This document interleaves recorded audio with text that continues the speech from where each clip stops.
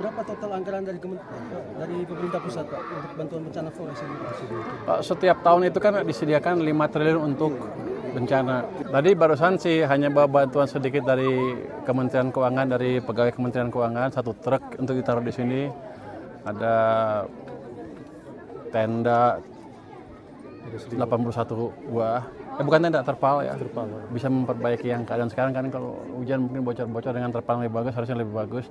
Ada juga selimut 360 lembar sesuai dengan kebutuhan mereka, harusnya cukup sekarang dengan yang disuplai keuangan dari pegawai keuangan ini. Ada juga beras, sembako dan lain-lain, Indomie, susu segala macam, itu untuk memenuhi kebutuhan mereka sehari-hari selama beberapa hari ke depan. Tapi ini kan baru dari keuangan, kita juga pengen melihat kondisi sebenarnya seperti apa. Nanti kita akan monitor terus, mungkin BNPB akan ke sini kan, akan melihat kebutuhan di sini seperti apa. Sudah berjalan dari sana ya, di pelabuhan Kreo sedang jalan ke sini katanya. Itu akan lebih melengkapi kebutuhan dan peralatan yang mereka butuhkan. Harusnya akan lebih baik ke depan keadaannya, termasuk makanan dan lain-lain ya.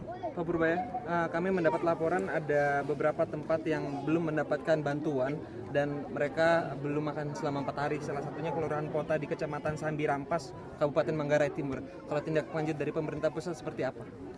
Kita akan minta BNPB untuk melihat daerah itu. Yang jelas dari Kementerian Keuangan kami nyiapin dana yang cukup sehingga BNPB kinerjanya tidak terganggu. Jadi kan ada di sini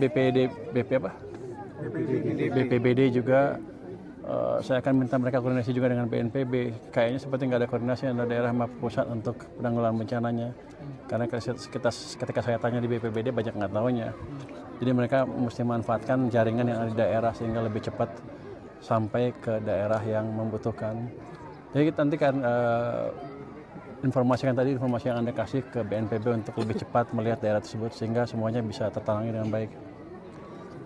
Pak, sejauh ini anggaran yang sudah dianggarkan cukup ya Pak? Atau ada komunikasi lebih lanjut dengan BNPB? Cukup. Pak? BNPB masih punya beberapa ratus miliar, tapi nanti kalau baru ngajukan ke kami 2 hari yang lalu, kemarin malam 2 hari yang lalu ya.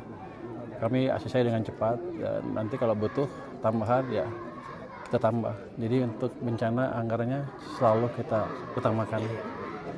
Berapa total anggaran dari pemerintah pusat, Pak, untuk bantuan bencana forest ini, Pak? Pak, setiap tahun itu kan disediakan 5 triliun untuk bencana. Sekarang kan di sini sebagian dikepakai, masih ada beberapa ratus miliar yang tersisa.